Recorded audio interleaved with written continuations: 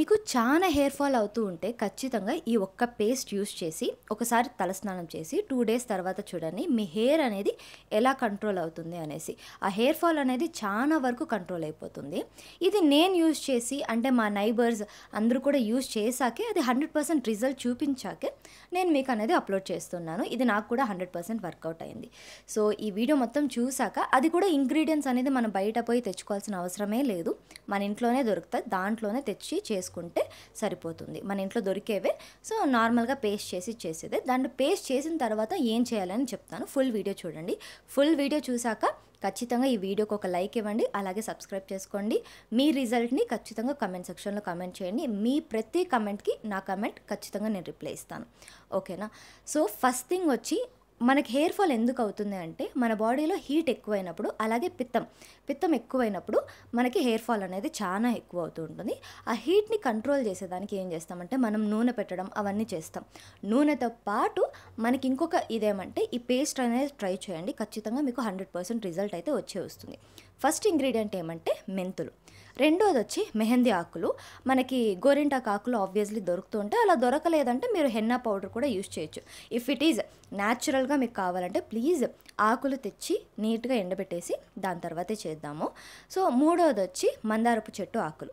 కావాల్సి ఉంటే మీరు మందార పువ్వు కూడా యాడ్ చేసుకోవచ్చు. నేను యాడ్ చేయడం లేదు. నాకు దొరికింది ఓన్లీ 3 ఇంగ్రీడియంట్స్ మాత్రమే. సో నేను యూస్ చేస్తున్నా. ఫస్ట్ ఏం చేస్తామంటే ఫస్ట్ మెహందీ ఆకులు తీసుకోండి, అలాగే మందారపు ఆకులు తీసుకొని నీట్గా బాగా కడిగేయండి. దాంట్లో డస్ట్ కానీ ఏది ఉండకుండా నీట్గా కడగండి. కడిగేసినాక నీట్గా ఎండబెట్టేయండి. అది 2 to 3 డేస్ మినిమం ఎండాలి. దాంట్లో తడి కానీ ఆకులు పచ్చగా ఉండడం కానీ అలా ఏది ఉండకూడదు. నీట్గా ఎండిపోవాలి. ఆకులు అయితే ఇట్లా పిసికారంటే అది నీట్గా పొడిగా వచ్చే ఎండాలి. అంతవరకు బాగా ఎండబెట్టండి. ఎందుకు ఎండబెట్టి చేస్తామంటే మనకి తడి ఉన్నిందంటే ఇదనేది ఇంగ్రీడియంట్స్ ఏదైతే ఉంటాయో అది బిన్నె పాడైపోతుంది. సో మనకి పొడిగా ఉన్నిందంటే మనం మల్టీపర్పస్గా మనం ఏదైనా యూస్ చేసుకోవచ్చు. ఇప్పుడు మెహందీ ఆకులు అయితే మనం ఖచ్చితంగా మనం గోరింటాకు పెట్టుకోవడం అవన్నీ చేస్తాం కదా. సో అందుకనేసి సపరేట్గానే పెట్టండి. మిక్స్ మాత్రం చేయకండి. ఇది మిక్స్ ఎందుకు చేయకూడదు అనేసి చెప్తాను. సో మిక్స్ చేయకుండా సపరేట్గా నీట్గా ఇచ్చేసుకొని దాన్ని ఒక ఫైన్ పౌడర్గా ఇచ్చేద్దాం. ఇప్పుడు నేను నీట్గా గోరింటాకులు నీట్గా మిక్సీకి వేసాను, అది సపరేట్. అలాగే మందారపు ఆకులు కూడా నీట్గా ఎండబెట్టేసి దాన్ని సపరేట్ వేసుకున్నాను. ఇప్పుడు నేను తీసుకుంటా ఉండేది ఎక్స్ట్రా వచ్చి మెంతులు. సో మెంతులు కూడా నీట్గా మనం ఎండబెట్టాల్సిన అవసరం లేదు, కడగాల్సిన అవసరం లేదు. నార్మల్గా డైరెక్ట్గా వేసుకునేసి దాన్ని మిక్సీ చేసేద్దాం. ఇప్పుడు మనకి దొరికిన 3 ఇంగ్రీడియంట్స్ ఏదైతే పొడిగా ఉంది కదా, దాన్ని ఏం చేద్దామంటే ఫస్ట్ మెంతులు 1 స్పూన్ వేసారంటే మెహందీ పౌడర్ కూడా 1 స్పూను, మందారపు పువ్వు కూడా 1 స్పూను. అలాగా ఏదైతే ఒక ఇంగ్రీడియంట్ మీరు ఎంత తీసుకుంటున్నారో అదే ఇంగ్రీడియంట్స్ మిగతా కూడా తీసుకోండి. అంతే ఉండాలి. ఎక్కువగా ఉండకూడదు, తక్కువగా ఉండకూడదు. అలా తీసుకోండి. మీరు మందారపు పువ్వు 1 స్పూన్ తీసుకున్నారంటే మెంతులు 1 స్పూను, అలాగే మెహందీ 1 స్పూన్ అలా తీసుకోండి. తీసుకున్నాక మీకు ఎవరికైనా చుండు బాగా ఉంది అంటే దీంట్లో ఏం చేస్తారంటే లైట్గా నిమ్మపండు నీట్గా ఇచ్చేసి స్క్వీజ్ చేసేసి దాన్ని పేస్ట్గా ఇచ్చేయండి. మీరు వాటర్ కూడా యాడ్ చేసుకోవచ్చు. లేదు మీరు వాటర్ అవతలేదు, రోజ్మెరీ వాటర్ దొరుకుతాయి కదా, దాన్ని కూడా యూస్ చేసుకోవచ్చు. దానికన్నా బెస్ట్ మీరు దీనికన్నా బాగా రిజల్ట్ కావాలి అనుకుంటే యూ కెన్ యాడ్ ఇది రైస్ బాగా రిన్స్ చేసినాక మనకి రైస్ వాటర్ దొరుకుతుంది కదా, దాన్ని యాడ్ చేసుకోవచ్చు. అది కూడా బెస్ట్ రిజల్ట్ అనేది ఇస్తుంది. సో మీరు వీలైతే వాటర్ తీసుకోండి, లేకపోతే లెమన్ కొంచెం స్క్వీజ్ చేసి పెట్టుకోండి. ఖచ్చితంగా చుండు అదంతా కూడా పోతుంది. సో మనకి హెయిర్ గ్రోత్ కూడా బాగా వస్తుంది. సో లెమన్ లైట్గా మీకు రైస్ వాటర్ ఉంటే రైస్ వాటర్, లేకపోతే వాటర్, ఈ 3 నీట్గా మిక్స్ చేసేసి జుట్టుని ఏం చేయాలంటే డైరెక్ట్గా అప్లై చేయకుండా పాయలుగా నీట్గా సపరేట్ చేసి ఒక్కొక్క లైన్కి మనం ఆ పెట్టే పేస్ట్ ఏదైతే ఉందో మన స్కాల్ప్కి నీట్గా టచ్ అవ్వాలి. టచ్ అయ్యి ఎక్కడెక్కడ మీకు బాగా నవ్వేస్తుంది, లేకపోతే చుండ్రు బాగా ఉంది, ఒక పొజిషన్లో అయితే మనకు చాలా చుండ్రు ఉంటుంది.